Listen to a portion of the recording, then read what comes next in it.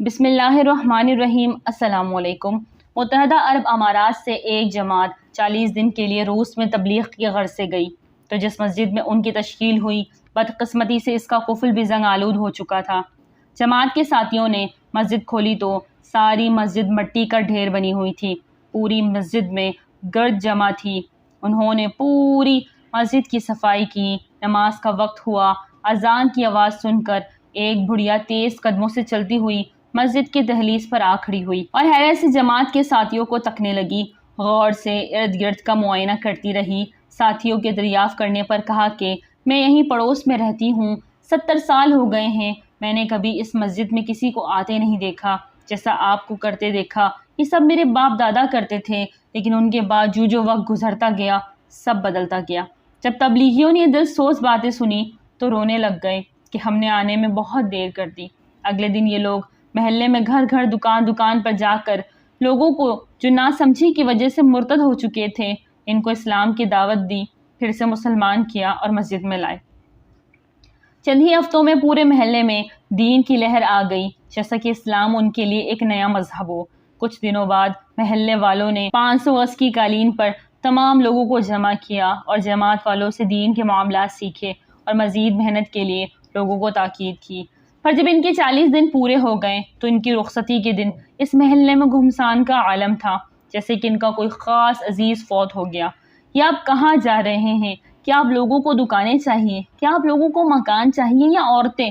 دکان مکان کا بندوبست ہمارے ذمے ہے، ہم اپنی بیٹیوں کی نکاح آپ سے کرنے کے لیے تیار ہیں، بس آپ لوگ ہمارے ساتھ رہ کر ہماری اسلام سے متعلق مزید رہنمائی فرمائیں۔ تو جماعت والوں نے ان کو اپنی ترتیب سے متعلق بتایا، لیکن وہ مانے۔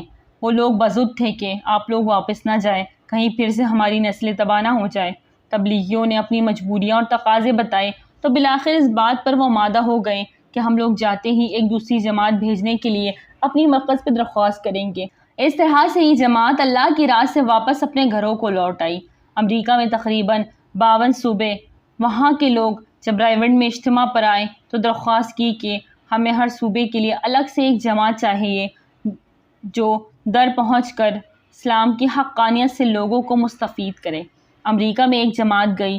اس جماعت کے 2 لوگ ایک بندے کے پاس دین کے غرض سے پہنچے تو اس نے ایک بندے کا گریبان پکڑ کر کہا، میرے ابو امی بغیر کلمہ پڑھے اس دنیا سے چلے گئے، اس سب کے ذمہ دار تم لوگ ہو، تم لوگوں نے دین پہنچانے میں بہت دیر کر دی، قیامت کے دن میں تم لوگوں سے اس بات کا حساب لوں گا۔ جب اس آدمی کا غصہ ٹھنڈا ہوا تو اس سے اس ملال کی وجہ پوچھنے پر معلوم ہوا کہ کچھ ہی ماہ پہلے وہاں ایک دوسری جماعت آئی تھی جن کی بدولت یہ بندہ اسلام سے متاثر ہو کر حلقہ بغوش اسلام ہوا، اور اس کو دکھ ہے کہ اس کے والدین بہت بڑی نعمت سے شرمندہ ہو کر ہمیشہ کے لیے جہنم کی آگ میں چلیں گے۔ فلپائن میں 400 سال پہلے 100% مسلمان تھے، لیکن اسلام سے ناآہنگی کی بدولت یہ لوگ اسلام سے دور ہوتے گئے اور کچھ لوگ تو برائے نام مسلمان رہ گئے، باقی سب مرتد ہو گئے، کسی کا بھائی عیسائی تو کسی کا باپ۔ جب پہلی بار 1976 میں رائیونڈ سے وہاں جماعت گئی تو 7 آدمی اس کام میں لگ گئے، پھر 1993 تک 1 لاکھ فلپائنی تبلیغ کی محنت پر گامزن ہو چکے تھے۔ بنگلہ دیش میں تبلیغی اجتماع کے موقع پر ایک فرانسیسی اچانک ممبر پر آ کر کہنے لگا، اے لوگوں، ہم نے تم لوگوں تک چھوٹی سے چھوٹی اپنی ایجادات بھیجی تاکہ سارے لوگ ہماری ایجادات سے مستفید ہو، لیکن تم لوگوں نے مفت کا کلمہ تک ہمارے اجداد سے روکے رکھا، اس کا حساب اللہ تم سے لے گا۔ چند سال پہلے تنزانیہ میں ایک جماعت گئی۔ کچھ ماہ بعد ان کا ایک خط رائیونڈ میں موصول ہوا کہ یہاں کے لوگوں میں دین کی اتنی طلب اور پیاس ہے کہ ایک دن میں 3000 لوگوں نے اسلام کی دعوت قبول کر لی، اور جب وہ جماعت سال پورا کر کے واپس آئی تو کارگزاری میں بتایا کہ ایک سال میں 20,000 لوگ مسلمان ہوئے۔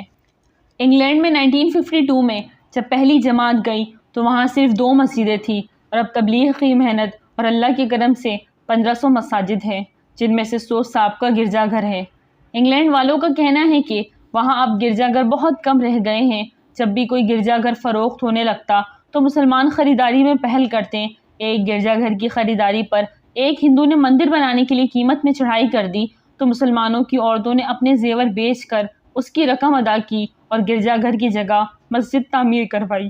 یاد رہے، گرجا گھروں کی جگہ مسجدوں کی تعمیر کی بڑھتی ہوئی تعداد کی وجہ سے حکومت نے پابندی بھی لگائی تھی اب وہاں گرجا گھر صرف اتوار والے دن کھولے جاتے، باقی پورا ہفتہ بند رہتے۔ یوگوسلاویہ میں جب پہلی جماعت گئی تو دور دور تک مسجدوں کی عدم موجودگی کی وجہ سے ان کو ہوٹل میں رہنا پڑا، اور اب الحمدللہ دعوت تبلیغ کی محنت سے وہاں آج 3500 مساجد آباد ہے۔ ہالینڈ کا موجودہ تبلیغی مرکز پہلے پادریوں کا دینی مدرسہ تھا، جہاں پر پادریوں کو دینی تعلیم دی جاتی تھی۔ لندن میں جو تبلیغی مرکز ہے وہ پہلے عیسائیوں کا گرجا گھر تھا۔ کینیڈا میں پادریوں کا ایک بہت بڑا مدرسہ تھا، لیکن آج وہاں پر قرآن و حدیث کا درس دیا جاتا ہے۔ فلپائن سے ایک جماعت کو کیوبا بھیجا گیا، جس کی برکت سے وہاں کے 3000 مرتدوں نے کلمہ پڑھا اور 30 باقی لوگ بھی اسلام کی دولت سے مالا مال ہو گئے۔ جب یہ جماعت واپس آنے لگی تو کیوبا والے زاروں قطار رونے لگے اور درخواست کی کہ ہمارے بھائیوں سے کہنا ہمیں بھول نہ جائے، ہمارے یہاں رہنمائی کے لیے، اسلام کے فروغ کے لیے اور ہماری نسلوں کے ایمان کی تحفظ کے لیے آتے رہنا۔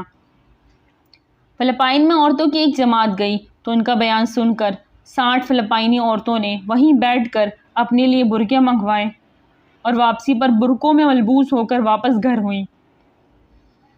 انہوں نے اپنے بچوں کو دین کی تعلیم کے لیے رائیونڈ بھیجا۔ جب پتہ چلا کہ دینی تعلیم کے لیے پوری دنیا سے لوگ رائیونڈ کی طرف آ رہے ہیں اور تعداد میں کثرت کی وجہ سے کچھ بچوں کو واپس کیا جا رہا ہے، تو فلپائنی عورتوں کی طرف سے ایک خط موصول ہوا کہ خدارا ہم نے اپنے زیور بیچ کر بچوں کو دین کی تعلیم کے لیے روانہ کیا ہے، خدا کے لیے ان کو واپس نہ کرنا ورنہ یہ کبھی بھی دین کو سمجھ نہ سکیں گے۔ سبحان اللہ۔ ناظرین ویڈیو اچھے لگے تو لائک کریں، چینل کو سبسکرائب کریں اور دعا میں یاد رکھیں۔ السلام علیکم۔